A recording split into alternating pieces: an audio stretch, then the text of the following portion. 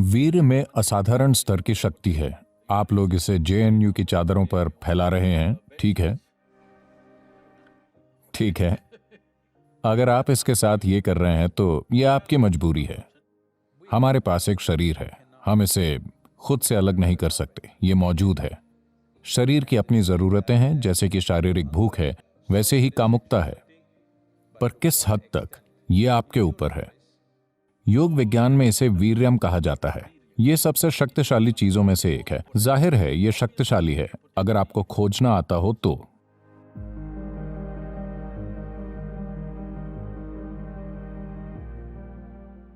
नमस्कारम सद्गुरु। मैं जानना चाहता हूँ कि जब कोई छात्र कॉलेज में कदम रखता है तो अचानक उसे भारी मात्रा में अश्लील सामग्री मिलती है जो अब तक उससे बहुत दूर थी और उसे मज़ा आता है। जैसा कि हमने कहा कि वो पृथ्वी पर स्वर्ग का अनुभव करता है और हमने उन लोगों के नए नाम भी रखे हैं जो बहुत ज़्यादा हस्तमैथुन करते हैं। हम कभी कभी ऐसा बहुत ज़्यादा करते हैं, तो हमें कैसे पता चलेगा कि ये कितना अच्छा या बुरा है? क्या आप हमें हस्तमैथुन की सच्चाई बता सकते हैं?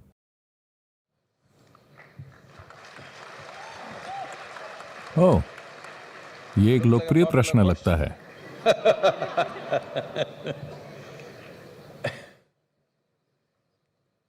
देखिए, हमारे पास एक शरीर है, हम इसे खुद से अलग नहीं कर सकते, ये मौजूद है। अच्छा ये होगा कि हम इसकी सच्चाई समझें। पर अभी दुनिया में समस्या ये है कि दुनिया के कुछ धार्मिक संस्थानों ने यह रवैया अपनाया है कि इंसान का शरीर ही गलत है। इस वजह से संस्कृतियों ने इसे छिपाना शुरू कर दिया। वैसे इस संस्कृति ने इसे कभी नहीं छिपाया, पर अंग्रेजों के आने के बाद हम अंग्रेजों से ज्यादा दकियानूसी हो गए। पर अगर आप उस समय से पहले के मंदिर देखें तो मंदिरों के बाहर की सभी कलाएं अश्लील हैं, अगर आप अश्लील कहना चाहें तो। पर हम उन्हें अश्लील नहीं कहते, हम सिर्फ इंसानी शरीर के विभिन्न आयामों की बात कर रहे हैं। क्योंकि हम इसे गलत नहीं मानते, हम बस इसे जीवन का बाहरी हिस्सा मानते हैं। अगर आप सिर्फ वहीं रहते हैं तो आप हमेशा भौतिक आयाम में रहेंगे, आप कुछ और नहीं तलाशेंगे। तो मंदिर में हमेशा ये बाहर होता है।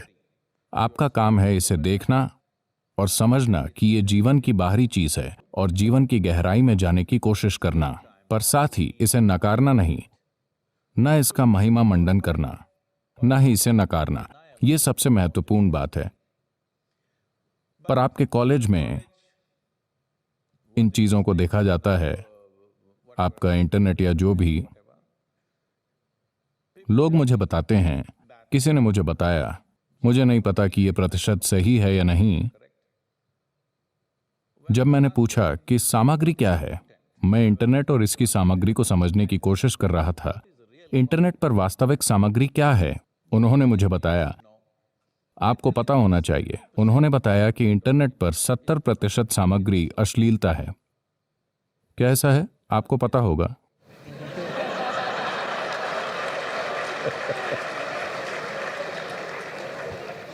क्या कोई इस पर पीएचडी कर रहा है?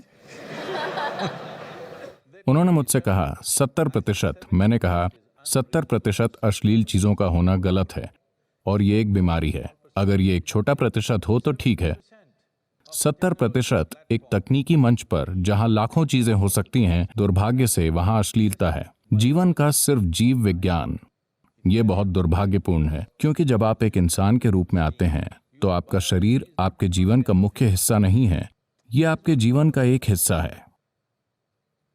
आपके दिमाग में इतनी क्षमता इसलिए है कि आपकी बुद्धि आपके जीवन का मुख्य हिस्सा बने, और अगर आप सचेत हो जाएं तो आपकी चेतना आपके जीवन का मुख्य हिस्सा बन जाती है। शरीर एक बैल का मुख्य हिस्सा है, यह उसके लिए ठीक है, वो बस यही जानता है। पर शरीर मानव जीवन का मुख्य हिस्सा नहीं होना चाहिए। यह हमारे जीवन का हिस्सा है, हम इससे इनकार नहीं कर रहे हैं।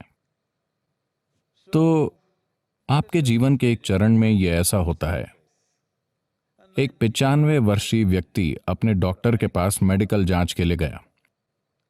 डॉक्टर ने पूरी जांच की और कहा, अरे बूढ़े जवान, आप 95 की उम्र के लिए बहुत अच्छा जी रहे हो, आपको कोई समस्या नहीं है। फिर बूढ़े व्यक्ति ने पूछा, डॉक्टर, पर मेरे यौन जीवन का क्या? तब डॉक्टर ने उसकी ओर देखकर पूछा, उसके बारे में सोचना या उसकी बातें करना?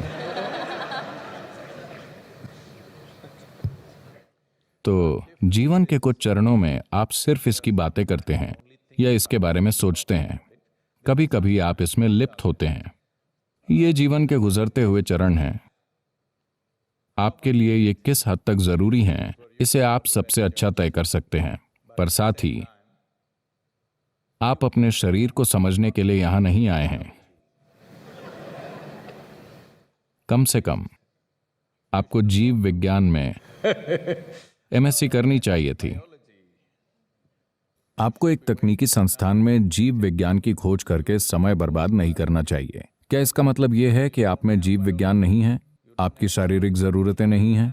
आप में हैं, ये ठीक है, पर इसे आपका बाहरी हिस्सा होना चाहिए, न कि आपके जीवन का मूल हिस्सा, क्योंकि इससे आप में एक कमी आ जाएगी। आप एक प्राणी थे जो पूरी तरह से शारीरिक था, फिर आपका विकास हुआ और अब आप में शरीर से परे अपनी खुद की बुद्धि है। देखिए, जानवरों की बुद्धि सिर्फ उनके शरीर के लिए काम करती है। भोजन कैसे पाया जाए, अपना साथी कैसे पाया जाए, यही उनका पूरा जीवन है। अगर मानव बुद्धि भी इसी तरह काम करे तो आप विकास की प्रक्रिया के खिलाफ जा रहे हैं। आप वापस जाने की कोशिश कर रहे हैं, विकास की प्रक्रिया को पीछे ले जा रहे हैं। यह जरूरी नहीं है। इसका मतलब यह नहीं है कि आपके पास शरीर नहीं है। शरीर की अपनी जरूरतें हैं, जैसे कि शारीरिक भूख है, वैसे ही कामुकता है। आपको इसे किसी तरह से पूरा करना है, पर किस हद तक यह आपको चुनना है। पर निश्चित रूप से यह आपके जीवन का मुख्य हिस्सा नहीं होना चाहिए, क्योंकि आप अपनी बुद्धि और चेतना को मुख्य हिस्सा बनाने की विकास योजना को पीछे ले जा रहे हैं। इसके बजाय आप अपने शरीर को मुख्य हिस्सा बना रहे हैं।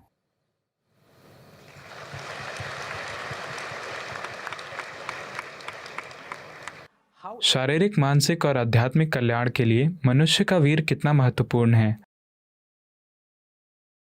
क्या वीर्य को बर्बाद करने से हमें आध्यात्मिक नुकसान हो सकता है? आप जानते हैं कि वीर्य आपके शरीर के अस्तित्व का आधार है, चाहे आप पुरुष हो या महिला, क्योंकि यह आपका 50% हिस्सा है। हाँ, हमारे पास त्वचा है, हमारे पास कोशिकाएं हैं, हमारे पास बाल हैं, हमारे शरीर के कई अन्य पहलू हैं, दिल, लिवर, किडनी, बहुत सी चीजें हैं। इन सभी कोशिकाओं में अपनी अलग अलग शक्ति है। But semen is of an extraordinary level of potency, it can create a whole new life. पर वीर्य में असाधारण शक्ति है। ये एक नया जीवन बना सकता है। आज आप एक उपकला यानी एपिथेलियल कोशिका लेकर प्रयोगशाला में बहुत कुछ कर सकते हैं, और शायद हम आपका क्लोन बना सकते हैं। ठीक है, तो क्षमता यहां भी है, पर उस तरह की क्षमता नहीं है जितनी कि उस कोशिका में है जिसे आप वीर्य कहते हैं। तो यौगिक संस्कृति में इसे वीर्य कहा जाता है। वीर्य का एक अर्थ वज्र भी है, जिसका अर्थ है स्थिरता या हीरा, Stability or diamond, which is the hardest thing. जो सबसे कठोर चीज है।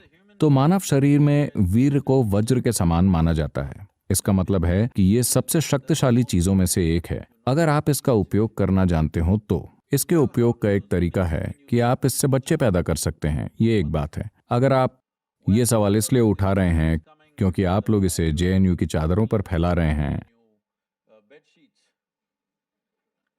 Okay. अगर आप ऐसा कर रहे हैं, आप जो कर रहे हैं वो कर रहे हैं, जिसे नैतिक रूप से आंका नहीं जाना चाहिए। मुद्दा ये नहीं है, सवाल ये है कि आपकी मजबूरी किस स्तर पर है। इस शरीर की किसी भी चीज से क्या हम एक अलग स्तर का काम कर सकते हैं? बिल्कुल। सिर्फ वीर्य ही नहीं, इस शरीर की हर चीज को रूपांतरित किया जा सकता है। देखिए, मान लीजिए मैंने आप सभी को सूप बनाने की सामग्री दी। आप सभी को वही सूप बनाने की सामग्री दी। क्या आपको लगता है कि आप सभी एक ही सूप बनाएंगे? नहीं, आप 500 किस्मों के सूप बनाएंगे, हालांकि सामग्री एक ही है।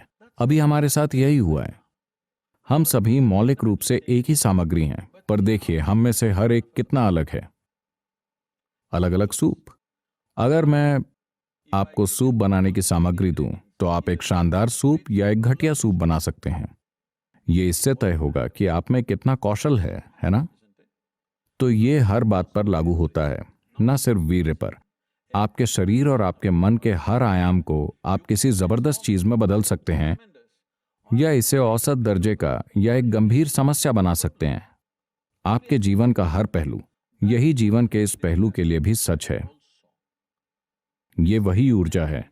देखिए, लोग इसका शाब्दिक अनुवाद कर रहे हैं, पर अगर आप उपकलता यानी एपिथेलियल कोशिकाएं बनाना चाहते हैं तो शरीर इस पर जितनी ऊर्जा खर्च करता है उसके मुकाबले अगर आप एक वीर्य की कोशिका बनाना चाहते हैं तो शरीर जितनी ऊर्जा खर्च करता है वो बहुत अलग है। इसे वैज्ञानिक रूप से स्थापित किया जा सकता है। इसलिए जब आप इतनी ऊर्जा का निवेश कर रहे हैं तो जाहिर है कि अगर आपको खोजना आता हो तो इसमें क्षमता है।